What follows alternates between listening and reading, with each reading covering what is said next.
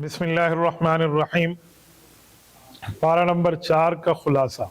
सबसे पहली आयत में रब करीम ने फरमाया लन तनालुल बिर्रा हत्ता तुनफिकू मिम्मा तुहिब्बून, कि अल्लाह ताला के रास्ते में अपनी महबूब और प्यारी अशिया को आप खर्च करो। तो जिसके साथ ज़्यादा महब्बत हो, जिसके साथ ज़्यादा प्यार हो, ज़्यादा ताल्लुक़ हो, वही चीज़ अल्लाह ताला के दरबार में बंदा खर्च कर दे तो इंसान अल्लाह ताला का महबूब बन जाता है।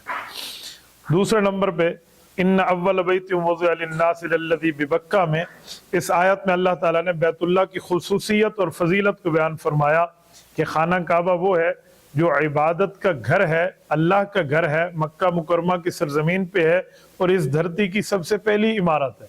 इस कायनात की सबसे पहली इमारत जो है वो खाना काबा है। और फिर उसके साथ अल्लाह ताला ने मुबारक व हुदल लिल आलमीन फरमाया कि इसमें बाबरकत अशिया भी मौजूद हैं। मसलन उसमें मकाम इब्राहिम का वो पत्थर है जिस पत्थर पे हज़रत इब्राहिम और हज़रत इस्माईल अलैहिस्सलाम ने अपने पाँव मुबारक को रख कर काबे को तामीर फरमाया, तो वो भी वहाँ मौजूद है। जमजम का कुआं भी मौजूद है और वही जमजम का कुआं जो हज़रत इस्माईल की एड़ी के चोट से निकला था। और अल्लाह ताला ने इस घर को अमन का घर फरमाया कि मन दखलहु कान आमिना, जो इस घर में दाखिल हो जाए अल्लाह ताला की तरफ से उसको अमन है। उसके आगे इस पारे के अंदर चौथे पारे में अल्लाह ताला ने हज की फर्जियत को बयान फरमाया कि वलिल्लाहि अलन्नास हज्जुल बैति मन इस्तता इलैहि सबीला, कि जिस आदमी के पास ताकत हो उस पे हज फर्ज है। हज फर्ज होने के लिए 3 शराइत है। नंबर 1, जिस बंदे पर हज फर्ज है उस पर पहली शर्त देखी जाएगी कि इसके पास मक्का मुकरमा तक आने जाने के अखराजात मौजूद हैं। नंबर 2, रास्ता पुरअमन है। नंबर 3, जितने दिन ये बंदा वहीं रहेगा उतने दिन पीछे इसके अहलो अयाल भी खाते पीते रहे, उनके पास भी अखराजात मौजूद हो। अगर किसी आदमी पर ये 3 शर्तें पूरी हैं तो उस पर जिंदगी में 1 मरतबा हज करना फर्ज है। उसके बाद उसके ऊपर हज करना नफल है, कोई फर्ज नहीं है। इस मसले को बयान फरमाया। उसके बाद कुरान करीम में चौथे पारे में अल्लाह ताला ने यौम तबय्यज़ु वुजूहुम व तस्वद्दु वुजूह फरमाया कि क़यामत के दिन 2 किस्म के लोगों के चेहरे हो जाएंगे। कुछ लोगों के चेहरे काले होंगे और कुछ लोगों के चेहरे सफ़ेद होंगे। इसकी तशरीह में और तफसीर में ये बात साबित है कि नबी पाक सल्लल्लाहु अलैहि वसल्लम से सहाबा कराम ने पूछा कि या रसूलल्लाह सफ़ेद चेहरों वाले कौन होंगे और काले चेहरों वाले कौन होंगे? तो हुज़ूर पाक अलैहिस्सलाम ने फरमाया कि सफ़ेद चेहरे वाले अहले सुन्नत वल जमात होंगे, यानी जो दीन नबी और तशरीह नबी के सहाबा और अहले बैत से लेंगे, इनका चेहरा चमकता होगा। और जिनके चेहरे काले होंगे वो अहले बिदत होंगे, यानी अपनी मर्जी से इस दीन को घटाने और बढ़ाने वाले होंगे। उसके बाद अल्लाह ताला ने उम्मत मुहम्मदिया की फजीलत को बयान फरमाया, कुंतुम खैरा उम्मतिन उखरिजत लिन्नास। इस आयत में अल्लाह ताला ने खत्म नबुव्वत के सदके उम्मत मोहम्मद सल्लल्लाहु अलैहि वसल्लम के उलमा को ये फजीलत दी है कि जो अंबिया का काम था वो हुज़ूर पाक अलैहिस्सलाम ने पूरा फरमाया, और जो नबी अलैहिस्सलाम का काम है खत्म नबुव्वत के सदके उम्मत के उलमा की जिम्मेदारी है।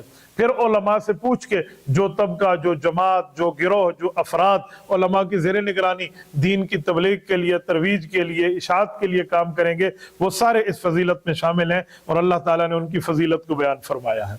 इससे आगे या अय्युहल्लज़ीना आमनू ला तत्तखिज़ू बितानतम मिन दूनिकुम वाली आयत में अल्लाह ताला ने कुफ़ार के साथ दिली दोस्ती, दिली मोहब्बत, दिली कुर्बत रखने से मना फरमाया है कि काफिर के साथ कारोबारी ताल्लुक और बात है, लेकिन दिल का ताल्लुक, मोहब्बत और दोस्ती का ताल्लुक ये सिर्फ मुसलमान का मुसलमान से होना चाहिए, क्योंकि मुसलमान एक दूसरे के भाई हैं। इससे आगे जाकर अल्लाह ने जिहादी सफरों को बयान फरमाया, वलक़द नसरकुमुल्लाहु बिबद्र व अंतुम अज़िल्ला में ये जंग बदर का जिक्र फरमाया है। और जंग बदर इस्लाम की पहली मुसल्लह जंग है।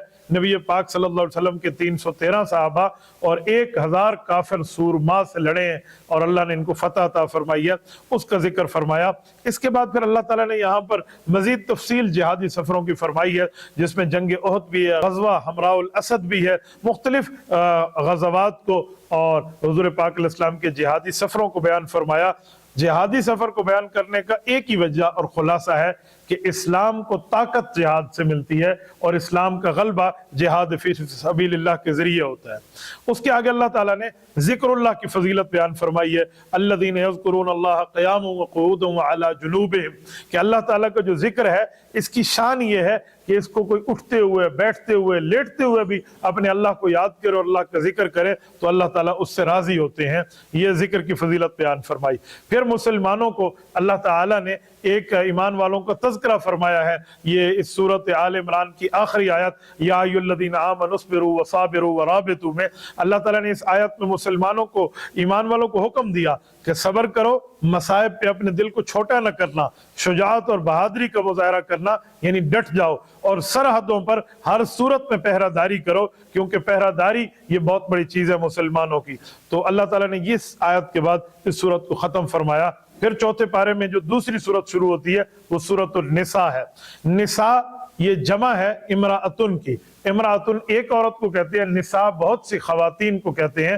پورے قرآن میں دیکھیں اللہ تعالیٰ نے کہیں سورۃ الرجال ذکر نہیں فرمائی کہ مردوں کے لیے صورت، اللہ تعالیٰ نے سورۃ النساء ذکر فرمائی ہے، عورتوں کے لیے صورت۔ اس کے باوجود بھی لوگ سمجھتے ہیں کہ اسلام نے عورت کو مقام نہیں دیا، اسلام نے عورت کو مرتبہ نہیں دیا۔ جتنا مرتبہ اسلام نے عورت کو دیا ہے اتنا مرتبہ دنیا کی کسی مذہب نے خاتون کو نہیں دیا۔ تو اللہ نے باقاعدہ عورت کا نام لے کر سورت ذکر فرمائی ہے، سورۃ النساء۔ مردوں کے نام کے ساتھ کوئی سورت قرآن کریم میں موجود نہیں ہے، اگرچہ مردوں کے حکم موجود ہیں، ان کی آیات موجود ہیں، پر اس نام کے ساتھ سورت نہیں ہے۔ عورت کے نام کے ساتھ قرآن میں سورت موجود ہے، تو اللہ تعالیٰ نے ان کو مقام اور مرتبہ دیا ہے۔ اچھا، اس صورت کو اللہ تعالیٰ نے جو ذکر فرمایا ہے مرد اور عورت کے ملاپ، یعنی حضرت آدم اور اماں حوا کے ملاپ سے رب کریم فرماتے ہیں کہ میں نے اس کائنات کو پیدا کیا ہے۔ تو اللہ تعالیٰ نے یہ پوری بات ارشاد فرمائی۔ اس کے بعد اللہ تعالیٰ نے یتیموں کے مال کی حفاظت کے بارے میں یہ حکم فرمایا کہ یتیم کے مال کو نہ کھاؤ، بلکہ اگر کسی یتیم کا تمہیں سرپرست بنا دیا گیا ہے تو اس کے مال کو اس کے اوپر اتنا خرچ کرو جتنا اس کی ضرورت ہے، آپ اس کے مال کو ضرورت سے زیادہ خرچ نہ کرو۔ ہاں، جب یتیم اس عمر میں آ جائے کہ وہ اپنے مال کی خود حفاظت کر سکتا ہے، عاقل ہو گیا ہے، بالغ ہو گیا ہے، سمجھدار ہو گیا ہے، تو فَإِنْ آنَسْتُم مِّنْهُمْ رُشْدًا فَادْفَعُوا إِلَيْهِمْ أَمْوَالَهُمْ، پھر ان کے مال ان کے حوالے کر دو، ورنہ آپ نے ان کے مالوں کی حفاظت کرنی ہے۔ پھر اللہ تعالیٰ نے تعدد ازواج اور شادی کے بارے میں حکم فرمایا ہے۔ یہ قرآن کریم کی واضح آیت ہے۔ رب فرماتے ہیں فَانْكِحُوا مَا طَابَ لَكُم مِّنَ النِّسَاءِ۔ اس آیت کا لوگ ترجمہ غلط کر کے عوام کو سمجھاتے ہیں۔ اس آیت کا لفظی ترجمہ یہ ہے کہ جہاں تمہارا دل چاہے وہاں رشتہ کرو۔ اس سے لوگ ایک غلط فائدہ نکالتے ہیں کہ اللہ نے لو میرج کی اجازت دے دی، پسند کی شادی کی اجازت دے دی۔ ایسا معاملہ نہیں ہے۔ اللہ تعالیٰ پسند کی شادی کی بات ضرور فرماتے ہیں، لیکن اس پسند کی شادی کے لیے اپنے گھر کی عزت کا جنازہ نہیں نکالنا چاہیے، نہ خواتین کو اور نہ مردوں کو۔ اس کے لیے صحیح طریقہ موجود ہے۔ اپنے والد سے بات کر لیں، اپنی والدہ سے بات کر لیں، اپنی بہن، اپنی پھوپھو، اپنی خالہ سے بات کر لیں، وہ جا کے آپ کا رشتہ چلائے۔ آپ اسلامی روایات کو نہ توڑیں اور ایسا کام نہ کریں جس کام کرنے کے بعد خاندان آپ کو اپنے اوپر بوجھ سمجھے۔ اور اگر خاندان آپ سے کٹ گیا، لڑکی ہے اگر اس سے خاندان کٹ گیا، تو کل شادی کر کے اپنے بچوں کو اپنے ماموں کا تعارف کیسے کرائے گی، نانا اور نانی کا تعارف کیسے کرائے گی، خالہ کا تعارف کیسے کرائے گی؟ اور اگر مرد ہے اس نے اس طرح مکالہ کیا تو کل اس کی بچی نے بھی بھاگ کے پھر شادی کرنی ہے، پھر یہ بندہ کیا منہ دکھائے گا؟ اللہ نے ضرور شادی کی بات فرمائی ہے کہ پسند کی جگہ کرو، لیکن اس کے لیے اللہ تعالیٰ نے ٹھیک طریقے کی بات فرمائی ہے، صحیح ترتیب اختیار کرو۔ پھر رب کریم نے اجازت دی ہے تعدد ازواج کی، زیادہ شادیاں کرنے کی اللہ تعالیٰ نے اجازت دی ہے ایک شرط کے ساتھ۔ شرط یہ ہے کہ بندہ انصاف قائم کرے، عدل قائم کرے۔ اگر کوئی بندہ عدل قائم نہیں کر سکتا، انصاف قائم نہیں کر سکتا، بیویوں کے حقوق ادا نہیں کر سکتا، اس بندے کو دوسری شادی کی اجازت نہیں ہے۔ جو آدمی اپنے معاملات میں دیکھے کہ میں ایک کے حق پورے نہیں کرتا، اس کے حق کھا جاتا ہوں، تو جب دو کر لوں گا تو پھر میں نے حقوق کہاں پورے کرنے ہیں؟ لیکن اگر وہ بندہ کر لے تو اس کے لیے بڑا انعام کی بات ہے کہ اللہ تعالیٰ فرماتے ہیں مثنیٰ وثلاث ورباع، آپ دو دو کر سکتے ہیں، تین تین کر سکتے ہیں، چار چار کر سکتے ہیں۔ چار سے آگے مسلمان کو ایک وقت میں بیوی رکھنے کی اجازت نہیں ہے۔ ہاں، ان میں کوئی فوت ہو جائے یا کسی عورت کو چھوڑنا پڑ جائے، اس کے بعد وہ اگلی شادیاں کر سکتا ہے، لیکن ایک وقت میں چار شادیاں، اس سے زیادہ رکھنا یہ نبی علیہ السلام کی خصوصیت تھی، امت میں کسی کی خصوصیت نہیں ہے۔ اس کے آگے اللہ تعالیٰ نے وصیت کے بارے میں ارشاد فرمایا ہے میراث کے معاملات میں، یوصیکم اللہ فی اولادکم للذکر مثل حظ الانثیین۔ اس سے پتہ چلا اللہ نے میراث کے حصے خود ترتیب دیے ہیں۔ اللہ نے بہن کو حصہ بھی دیا ہے، بھائی کو حصہ بھی دیا ہے، بیٹی کو حصہ بھی دیا ہے، बेटों को हिस्सा भी दिया है, माँ बाप को हिस्सा भी दिया है, बाकी खानदान के लोगों को भी अपनी तरतीब से हिस्सा दिया है। तो अल्लाह ताला ने ये हिस्सा मुकर्रर फरमाए हैं, इनमें से किसी हिस्से को खाने वाला, इसको अल्लाह ने जालिम शुमार दिया है। और इस आदमी को फरमाया कि ये बंदा कोई चीज हलाल की नहीं खा रहा बल्कि जहन्नम की आग खा रहा है। इन्नमा याकुलून फी बुतूनिहिम नारा व सयस्लौना सईरा, आग खा रहे हो, आग में दाखिल होंगे। इससे पता चला कि अगर अल्लाह ताला ने वालिद की वफात के बाद भाइयों को हक दिया है तो अपनी बहनों का या अपनी भतीजियों का या अपने छोटों का वो हक न खाएं, वो हक खाएंगे तो ये जहन्नम की आग खा रहे हैं। अल्लाह ताला महफूज फरमाए।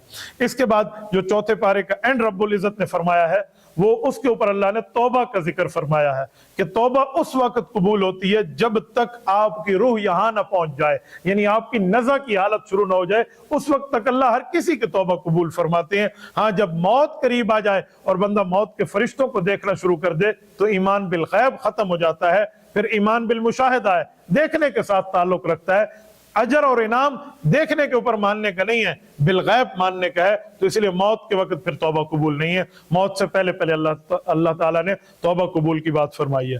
फिर अल्लाह ताला ने बीवी को हक के महर और बीवी को हक देने की बात फरमाई, और वहां पर अल्लाह ताला ने फरमाया व आतैतुम इहदाहुन्ना किंतारा, कि और ए लोगो अगर तुम बीवी को सोने का ढेर भी दे दो निकाह में बतौर हदिया बतौर महर तो ये जायज है, आप दे सकते हैं। कम अज कम जो मिकदार है वो 10 दिरहम है। हुजूर पाक अलैहिस्सलाम के दौर का दिरहम, ये आज दुबई वाला दिरहम नहीं है, तो कागज का है। हुजूर अलैहिस्सलाम के दौर में जो दिरहम था वो चांदी का होता था। तो 10 दिरहम की पाकिस्तानी रेट के एतबार से आज के दौर में जो कीमत बनती है, बाद में इसके ऊपर नीचे हो जाए, इस वक्त सिक्का राइजुल वक्त कम अज कम कोई 5000 रुपए बनता है। ये कम अज कम हकमार है, हक के मारी से ज्यादा होना चाहिए।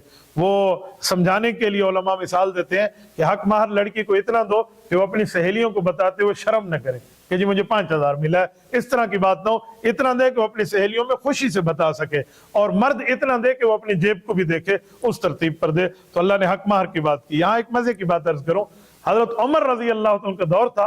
हजरत उमर ने सहाबा और अहले बैत को मशवरा बुलाया कि हक माहर मुकर्रर कर दे, बस स्पेसिफिक वर्ल्ड दे, उससे ज्यादा कोई ना दे, बस एक हिस्सा मुकर्रर करते हैं। तो ये बात सहाबा में चल रही थी, आले बैत में मशवरा चल रहा था कि इस पर कुरान हदीस से दलाइल ढूंढे जाएं और इस पर ये कानून हजरत उमर फिर बनाएंगे। अभी कानून बना नहीं था, अंडर प्रोसेस था। एक खातून सहाबिया है, उसको ये बात पता चली, नबी पाक अलैहिस्सलातु वस्सलाम की शागिर्द थी, वो आई हजरत उमर के दरबार में बापर्दा होकर, अमीरुल मोमिनीन मैं आपसे एक बात करने आई हूँ, मैंने सुना है कि आप एक कानून बना रहे हैं साहबा और अहले बैत के मशवरे के साथ हम औरतों के हक महर के बारे में। हजरत उमर ने फरमाया जी हाँ। तो फरमाया आप नहीं बना सकते, आप एक लफ्ज मुतय्यन नहीं कर सकते। हजरत उमर ने पूछा आपके पास क्या दलील है? उन्होंने कहा जी अल्लाह के रसूल पे आयत नहीं उतरी व आतैतुम इहदाहुन्ना किंतारा, रब ने फरमाया सोने का ढेर दे दो। तो जब अल्लाह हमारी इज्जत में इजाफे की बात फरमाते हैं, आप क्यों कम करते हैं? हजरत उमर ने सबको गवाह बनाकर कहा था कि इस खातून की दलील ने मुझे मुतासर किया, अब मैं ये कानून नहीं बनाऊंगा। और फिर इसको ऐसे ही मुतलक रखा कि आदमी जैसे दे सकता है दे दे। ये थी सहाबा की खवातीन की शान, अल्लाह ने इसको भी इस इशारे में बयान फरमाया। और चौथे पारे की फिर आखिर में अल्लाह ताला ने जो बयान फरमाया वो हुर्रिमत अलैकुम उम्महातुकुम व बनातुकुम, ये जो आयत फरमाई है इसमें अल्लाह ताला ने रिश्तों के बारे में कि कहाँ रिश्ता कर सकते हैं कहाँ नहीं कर सकते, महरम कौन है और गैर महरम कौन है, इनके अहकाम बयान फरमाए। और 3 किस्म के रिश्तों में ना करने के लिए अल्लाह ने वजह बयान फरमाई है। नंबर 1 खूनी रिश्तेदार है जिसको हम महरम कहते हैं, खूनी रिश्तेदार। दूसरे रजाअत के रिश्तेदार जिसे हम कहते हैं खीर पीवाक बंदे दी भेड़, यानी दूध पी इकट्ठा बंदा पी ले किसी बच्ची के साथ उसकी मां का तो वो बहन बन जाती है। तो दूध और रजाअत वाले रिश्ते, नबी अलैहिस्सलाम ने फरमाया जैसे खूनी रिश्ते एक दूसरे में महरम के रिश्ते हराम होते हैं निकाह करना, ऐसे दूध वाले रिश्ते भी हराम हो जाते हैं। और तीसरा मुसाहरत, मुसाहरत कहते हैं शादी करने की वजह से कुछ रिश्ते हराम हो जाते हैं। मसलन जहां बंदा शादी करे जिसकी बेटी से की है उसकी माँ जो सास है, सास से निकाह करना हमेशा के लिए हराम हो जाता है, आप उससे शादी नहीं कर सकते। साली से आप शादी नहीं कर सकते जब तक आपके पास बीवी मौजूद है, उस वक्त हाँ इसकी वफात हो जाए तो फिर मामला और है। तो ये 3 रिश्तों को अल्लाह ताला ने इस मामले में मना फरमाया कि ये इस तरह है, आपने इस तरह रिश्ता नहीं करना। और फिर 2 बहनों को एक वक्त में एक निकाह के अंदर पिछली उम्मत में लोग जमा करते थे। रब ने फरमाया व अन तजमाउ बैनल उख्तैन इल्ला मा कद सलफ, जो हो गया सो हो गया, آج کے بعد دو بہنوں کو ایک شخص نکاح میں ایک وقت میں اکٹھا نہیں کر سکتا، تو اللہ تعالیٰ نے اس کو منع فرمایا۔ حضرت عثمان رضی اللہ تعالیٰ عنہ اس پوری کائنات کے واحد خوش قسمت ہیں جنہیں ایک نبی کی دو بیٹیاں ملی ہیں، لیکن ایک وقت میں نہیں، وہ بھی یک کے بعد دیگرے ملی ہیں۔ تو ایک وقت میں ایک شخص کسی دو بہنوں کو اپنے نکاح میں اکٹھا نہیں کر سکتا۔ جزاکم اللہ تعالی، وآخر دعوانا ان الحمد للہ رب العالمین۔